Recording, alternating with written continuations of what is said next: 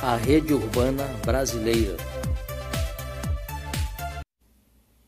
O intenso e acelerado processo de urbanização ocorrido no Brasil, além de promover o rápido crescimento da nossa população urbana, aumentou o número de cidades em todas as regiões do país. Entre as milhares de cidades, cerca de 5.570 em 2015, espalhadas pelo território nacional, encontramos centros urbanos pequenos, com poucos milhares de habitantes, cidades de porte médio e grande e imensas aglomerações, metrópoles, onde vivem milhões de pessoas. O conjunto formado por todas essas aglomerações urbanas originou uma complexa rede de cidades que chamamos de rede urbana. Conforme já estudamos anteriormente, a formação de uma rede urbana pressupõe também a existência de uma hierarquia urbana, que vai se configurar de acordo com o poder de influência, polarização, exercido por diferentes cidades no interior dessa rede. O maior ou menor poder de polarização exercido por uma cidade se expressa, sobretudo, pelo potencial econômico, pelo nível de centralização de decisões políticas, pela funcionalidade de seus equipamentos urbanos e pela diversidade e complexidade dos bens e serviços que oferece.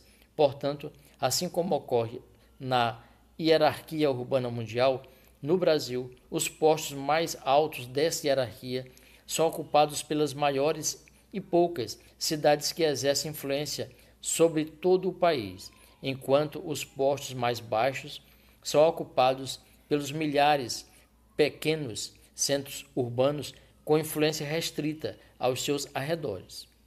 Com base nesses critérios, o IBGE identifica e classifica a existência dos seguintes grupos hierárquicos de cidades na rede urbana brasileira.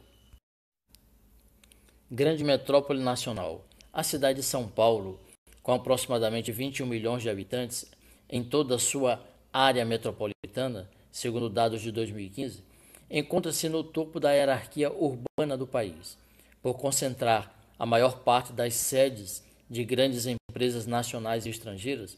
A cidade exerce forte influência econômica sobre todo o território nacional, por estar fortemente integrada aos fluxos mundiais, conectando a economia nacional com a economia mundial.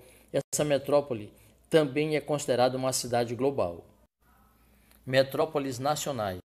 Nesse nível hierárquico, encontram-se as cidades do Rio de Janeiro e de Brasília, com cerca de 12,3 milhões de habitantes em sua área metropolitana, dados de 2015.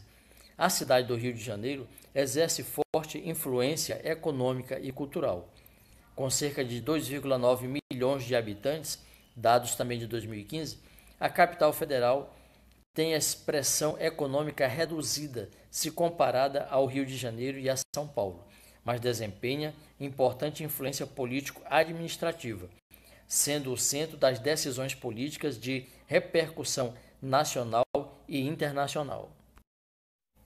Metrópoles. Nesse nível, encontram-se cidades como Porto Alegre, Curitiba, Belo Horizonte, Salvador, Recife, Fortaleza, Belém e Manaus, com população entre 2 milhões, Manaus, e 2,9 milhões de habitantes, Salvador.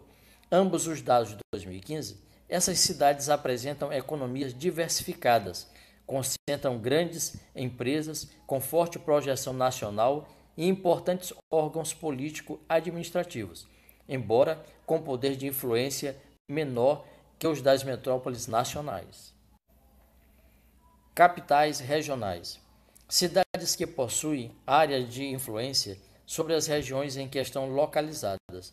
Possuem população que varia de 50 mil a 955 mil habitantes, como Juiz de Fora, Minas Gerais, Londrina, Paraná, Ribeirão Preto, São Paulo, Dourados, Mato Grosso do Sul e Caruaru, Pernambuco.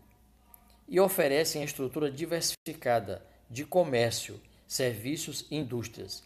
Junto com as metrópoles, essas cidades complementam e polarizam milhares de cidades menores, espalhadas pela rede urbana brasileira.